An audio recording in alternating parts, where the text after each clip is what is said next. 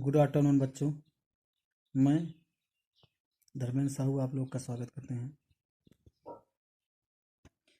Basic electrical का यह मेरा 5वां लेक्चर है और आज की जो पहली हेडिंग है प्रोडक्शन ऑफ अल्टरनेटिंग ईएमएफ, प्रत्यावर्ती विद्युत वाहक बल का उत्पादन। ठीक है, कैसे आप प्रत्यावर्ती विद्युत वाहक बल को उत्पन्न करेंगे। जैसे कि आप चित्र देख रहे हैं, चित्र में क्या है, दो मैग्नेट हैं, एक एन दिख रहा है, दूसरा का एस दिख रहा है और बीच में एक आपको आयताकार कुंडली दिख रही है ABCD। ये क्या है, वाइंडिंग है। एन से एस की ओर क्या चल रहे हैं, बर रेखाएं। ये आपको जो दिख रही हैं ये क्या है, बर रेखाएं या फ्लक्स। ठीक है ना, बर रेखाओं की संख्या क्या कहलाती है, फ्लक्स कहलाती है। ठीक है, तो नॉर्थ पोल से साउथ पोल की क्या चलती हैं, फ्लक्स चलती हैं, बर रेखाएं चलती हैं। ठीक, जैसा कि आप जानते हैं कि फैराडे के सेकंड नियम के अनुसार कि प्रेरित विद्युत वाहक बल कैसे उत्पन्न होता है कि या जब कोई फ्लक्स कंडक्टर को कट करे या कंडक्टर फ्लक्स को कट करे तो क्या उत्पन्न होता है, प्रेरित विद्युत वाहक बल उत्पन्न होता है। ठीक, ये प्रथम नियम था। दूसरा नियम क्या था, जो प्रेरित विद्युत वाहक बल उत्पन्न होता है वह क्या होता है, फ्लक्स परिवर्तन की दर के क्या होता है, समानुपाती होता है। तो आपको फिगर में दिख रहा है क्या कि दो चुंबक के बीच में एक आयताकार कुंडली रखी हुई है। ठीक, और ये क्या है, एक कार्बन ब्रश है। कार्बन ब्रश किसका बना होता है, ग्रेफाइट का बना होता है और ये स्लिप है। ठीक, जो प्रेरित विद्युत वाहक बल उत्पन्न होगा स्लिप के माध्यम से क्या करेंगे, हम इसको आउटपुट के रूप में बाहर लेंगे। ठीक, अब ध्यान देना, जैसे इसे आप घुमाएंगे, आप जनरेटर मोटर आगे आएंगे, जनरेटर मोटर पढ़ेंगे तो क्रिया वहां पर जरूर पढ़ेंगे। ठीक, जैसे इसे आप घुमाएंगे तो वाइंडिंग घूमेगी, ये वाइंडिंग घूमेगी तो इस बर रेखा या फ्लक्स को कट करेगा। ठीक है, तो क्या उत्पन्न होगा, प्रेरित विद्युत वाहक बल उत्पन्न होगा। ठीक, तो यहाँ पे मान लिया हूँ कि फाई बराबर क्या मिल रहा है, phi m cos omega t. Omega t बराबर यहाँ पर थीटा या थीटा बराबर ओमेगा टी रख सकते हैं। ठीक, हम मान लें कि इस ABCD जो आयताकार वाइंडिंग है इसमें नंबर ऑफ टर्न्स कितने हैं, n है। मैंने मान लिया कि n ना कितने टर्न्स हैं, तब उस n टर्न से कितना फ्लक्स लिंकेज होगा, दोनों तरफ मैंने क्या किया, इसमें n से मल्टीप्लाई कर दिया, n फाई, तो n phi m cos omega t हो गया। ठीक, लेकिन फैराडे के सेकंड नियम से क्या होता है कि विद्युत वाहक बल तभी उत्पन्न होगा जब क्या हो, फ्लक्स परिवर्तन की दर के अनुपाती प्राप्त होता है। जो विद्युत वाहक बल उत्पन्न होगा, जब तक आप फ्लक्स परिवर्तन नहीं करेंगे तब तक प्रेरित विद्युत वाहक बल उत्पन्न नहीं होगा। ठीक, पहले नियम में क्या बताया है कि कोई फ्लक्स कंडक्टर को कट करे या कंडक्टर फ्लक्स को कट करे तो एक प्रेरित विद्युत वाहक बल उत्पन्न होता है। दूसरा क्या बताया है कि जो प्रेरित विद्युत वाहक बल उत्पन्न होगा वह फ्लक्स परिवर्तन की दर के क्या होता है, समानुपाती होता है। तो यहां पर क्या ई बराबर क्या मिल गया, minus d phi upon d t और एन फाई। ठीक, एन बाहर आया, अब फाई बराबर मैंने phi m cos omega t जो इधर था मैंने उसे रख दिया। ठीक, ई बराबर क्या मिल गया, माइनस एन फाई एम। इसका आप क्या करेंगे, अवकलन करेंगे तो क्या मिल जाएगा, कास ओमेगा टी का साइन ओमेगा टी हुआ, ओमेगा टी का क्या हो जाएगा, ओमेगा हो जाएगा। टी के सापेक्ष आप अवकलन कर दिया तो आपको मान क्या प्राप्त हो गया, ई बराबर N phi m omega sine omega t बराबर मैंने क्या रख दिया, थीटा रख दिया, तो क्या मिल गया आपको, ई बराबर N phi m omega sine theta हो गया। ठीक, अब ध्यान देना, किस किस कंडीशन में आपको प्रेरित विद्युत वाहक बल मैक्सिमम प्राप्त होगा और किस किस कंडीशन में मिनिमम प्राप्त होगा, जब थीटा बराबर 90 डिग्री हो। ठीक, फिर से चित्र देखना, ये हमारा चित्र है, थीटा बराबर 90 डिग्री हो, यानी ए ऐसा हो, AD ऊपर हो और BC नीचे हो, यानी ऐसा, ध्यान देना ऐसा हो। ठीक, ऐसा हो तो n से s की ओर जाने वाली संपूर्ण फ्लक्स को क्या करेगा, कट करेगा। तो इस कंडीशन में क्या होगा, मैक्सिमम प्रेरित विद्युत वाहक बल उत्पन्न होगा। अर्थात जितना अधिकतम फ्लक्स को कट करेगा उतना ही प्रेरित विद्युत वाहक बल उत्पन्न होगा, जितना कम से कम फ्लक्स को कट करेगा उतना ही कम से कम प्रेरित विद्युत वाहक बल उत्पन्न होगा। ठीक है, अर्थात जो प्रेरित विद्युत वाहक बल यहाँ पर जो उत्पन्न हो रहा है किस पर डिपेंड कर रहा है कि ये जो वाइंडिंग घूम रही है इसकी गति पर निर्भर करेगा। ठीक, तो आप देख रहे हैं कि मैंने थीटा बराबर जो 90 डिग्री लिया, इस केस में क्या हो जाएगा, प्रेरित विद्युत वाहक बल आपका मैक्सिमम प्राप्त हो जाएगा। यहाँ पर थीटा बराबर 90 पुट करेंगे तो ई बराबर क्या मिल जाएगा, एन फाई एम ओमेगा मिल जाएगा। ठीक है ना, मतलब मैक्सिमम वैल्यू क्या है, एन फाई एम ओमेगा। और किस केस में आपको थीटा बराबर 0, यानी इस केस में क्या होगा, मिनिमम मिलेगा, कोई प्रेरित विद्युत बल उत्पन्न नहीं होगा। अब ध्यान देना, फिर से देखना पड़ेगा, यानी ऐसा है, इसके पैरेलल है, जस्ट ही इसके पैरेलल है, जो बल रेखाएं चल रही हैं ऐसे, इसके क्या है, पैरेलल है। ठीक, तो ये फ्लक्स रेखाओं को कट नहीं करेगा क्योंकि इसके पैरेलल है, तो क्या फ्लक्स रेखाओं को कट नहीं कर रहा है, तो यहां पर क्या मिल जाएगा, जब फ्लक्स लिंकेज नहीं हो रहा है तो यहां पर आपको ये शून्य, जब ये शून्य तो प्रेरित विद्युत वाहक बल भी शून्य हो जाएगा। या थीटा बराबर शून्य, जब थीटा बराबर शून्य, पैरेलल होने पर थीटा बराबर शून्य, तो क्या हो जाएगा, इससे ई बराबर शून्य। तो इस केस में क्या हो जाएगा, प्रेरित विद्युत वाहक बल आपको क्या मिलेगा, शून्य, या कह सकते हैं कम मिलेगा। ठीक है, आगे चलते हैं। आगे हेडिंग है हमारा फेज, यानी कला क्या होता है। यह क्या होता है कि किसी भी प्रत्यावर्ती राशि की ऐसी अवस्था होती है कि जिससे यह पता चलता है आपको कि कोई प्रत्यावर्ती राशि उससे संदर्भित बिंदु टाइम पीरियड या चक्र से कौन सा भाग उसका आगे है या कौन सा भाग पीछे है। यदि उसका कोई भाग आगे है तो वो क्या कहलाएगा, लीडिंग कंडीशन कहलाएगी, यानी अग्र भाग कहलाता है। यदि पीछे है तो क्या कहलाती है, लैग कंडीशन या पश्च भाग कहलाता है। ठीक है, तो अगला हेडिंग हमारा क्या है, लीडिंग अल्टरनेटिव क्वांटिटी, अग्रगामी प्रत्यावर्ती राशि। तो उसी से संबंधित है कि वह राशि जो अपना अधिकतम मान दूसरी राशि की अपेक्षा क्या हो, पहले प्राप्त कर ले, पहले अचीव कर ले। वह राशि जो अपना अधिकतम मान दूसरी राशि की अपेक्षा पहले प्राप्त कर ले, वह क्या कहलाता है, अग्रगामी प्रत्यावर्ती राशि कहलाता है। और वह राशि जो पहले की अपेक्षा बाद में प्राप्त करे, वही क्या कहलाएगा, पश्चिगामी प्रत्यावर्ती राशि कहलाएगा। जस्ट इसी की अपोजिट। ठीक, आप देख रहे हैं, एक डायग्राम बना के रखे हैं, हमारे पास दो वेव है, ए और बी, या कह सकते हैं दो प्रेरित विद्युत वाहक बल इंड्यूस हो रहे हैं। ठीक, आप ये देख रहे हैं कि ए क्या है, मूल बिंदु से स्टार्ट हो रहा है। ठीक, यहां से स्टार्ट हो रहा है और एक चक्र यहां पे खत्म हो रहा है। ठीक, इसी प्रकार जो बी है, बी यहां से स्टार्ट हो रहा है और यहां पे खत्म हो रहा है। आप देख रहे हैं बी क्या है, इससे लीड है, यानी अग्रगामी है। कितना एंगल, अल्फा एंगल। हम मान रहे हैं ए से जो बी है प्रेरित विद्युत वाहक बल, वो क्या है, अल्फा एंगल, इससे अग्रगामी है, लीड है। तब यहां पर जो प्रेरित विद्युत वाहक बल उत्पन्न होगा, इस ए के कारण ई बराबर क्या मिल जाएगा, EM साइन ओमेगा टी। अब बी क्या है, ए से अल्फा डिग्री आगे है, लीड है, अग्रगामी है, तो इसके लिए क्या हो जाएगा, EB बराबर EM sign omega T plus alpha हो जाएगा। क्योंकि ये अल्फा डिग्री क्या है, आगे है, तो क्या हो जाएगा, जितना एंगल आगे होगा उतना एंगल क्या हो जाएगा, ऐड हो जाएगा। ठीक, अगला डायग्राम आप देख रहे हैं कि जो बी है, अभी तक बी ए से क्या था, अल्फा डिग्री लीड कर रहा था, यानी अग्रगामी था।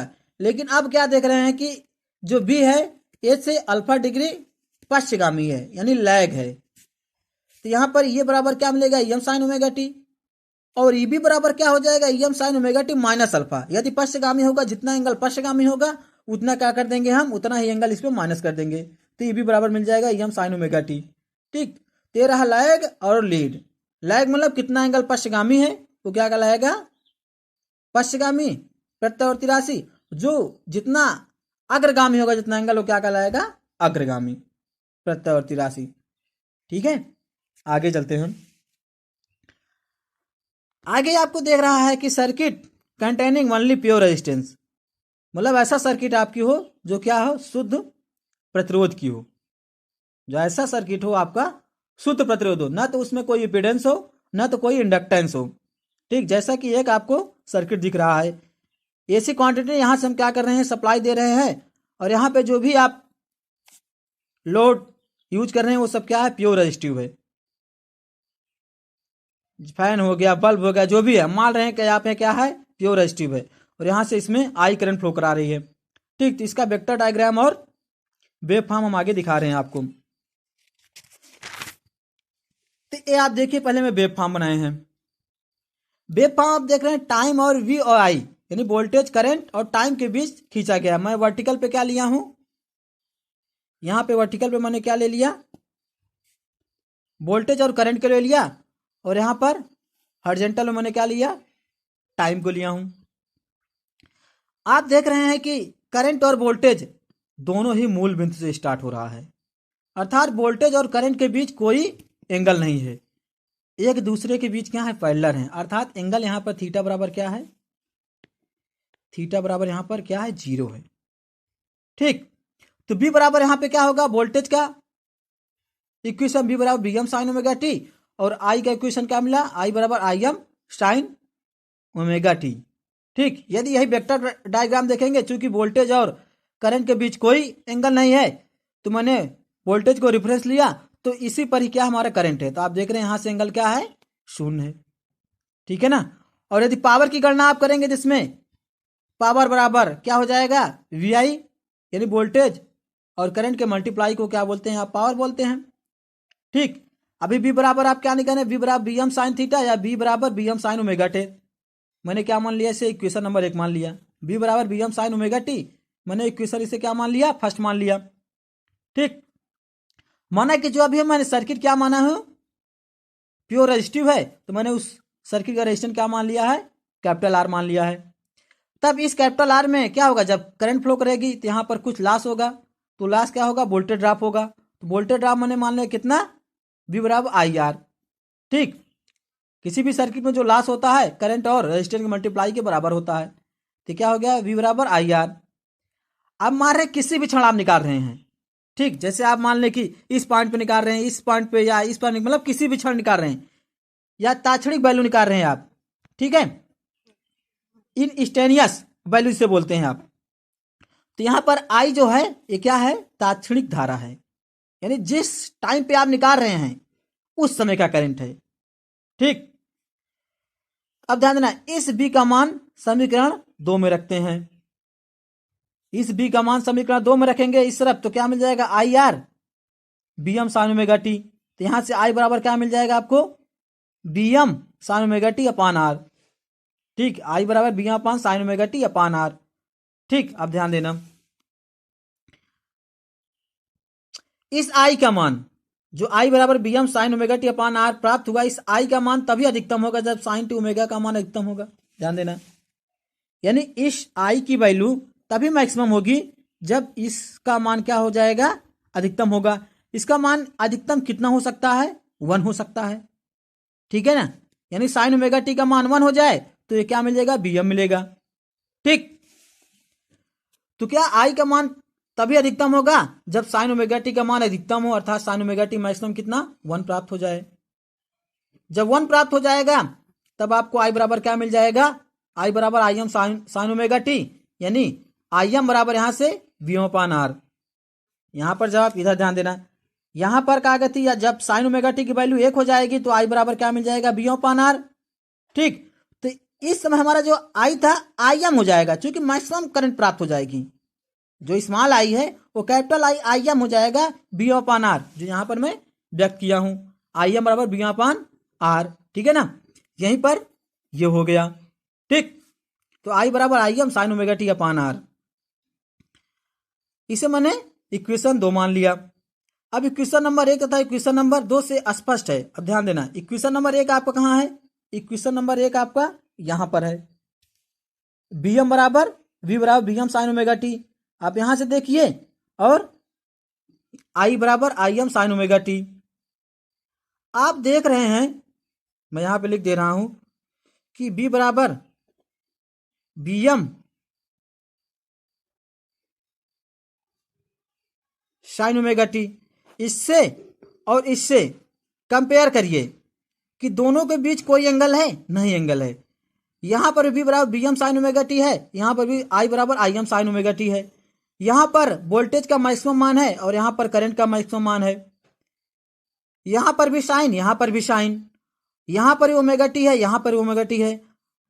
तो यानी जो एंगल यहां पर भी वही एंगल यहां पर भी, इन दोनों के बीच, वोल्टेज और आई के बीच कोई एंगल का डिफरेंस नहीं है। ठीक, अर्थात यहां पर जितना वोल्टेज चल रहा है उतना ही करंट चल रही है। ठीक, चाहे वो पॉजिटिव सिरा चले चाहे वो नेगेटिव सिरा चले, उतने ही करंट उतने ही वोल्टेज। तो दोनों इक्वेशन से आपको स्पष्ट है कि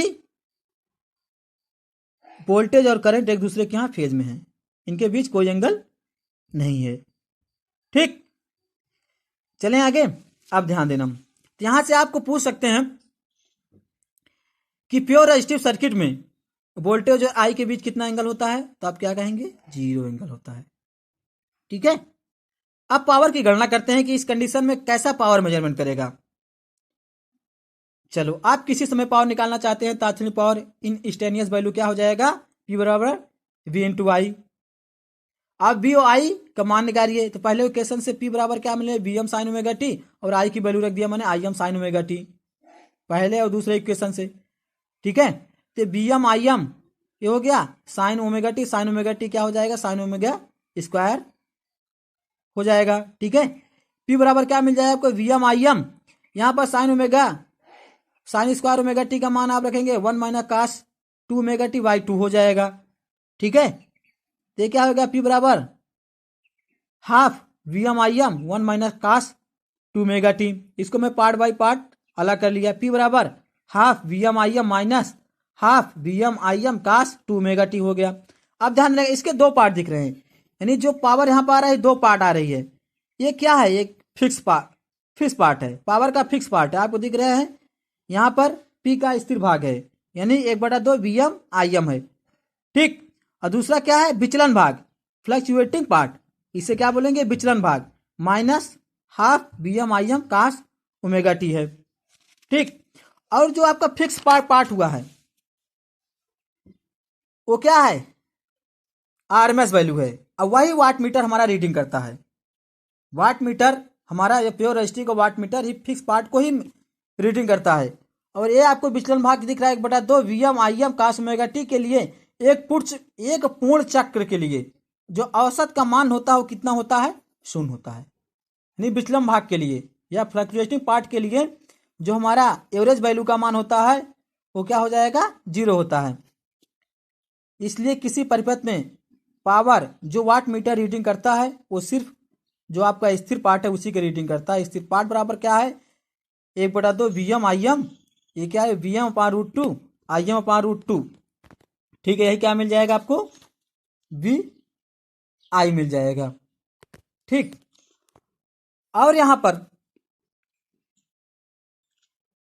विचलन शक्ति यानी फ्लक्चुएटिंग पावर की जो आवृत्ति बोलता था, धारा की जो आवृत्ति होती है वो क्या होती है, दुगनी होती है। ठीक है, और किसी भी शुद्ध रेजिस्टेंस में, किसी भी शुद्ध रेजिस्टेंस के सर्किट में जो पावर का मान कभी 0 नहीं होता है, क्योंकि एक पार्ट एवरेज पावर भले ही विचलन 0 हो रहा, लेकिन ये वाला पावर 0 नहीं हो रही है। ठीक है ना, इसका कारण क्या है कि वोल्टेज तथा धारा दोनों का तात्क्षणिक मान सदैव धनात्मक ही रहता है। अब ध्यान देना, जैसे आप देख रहे हैं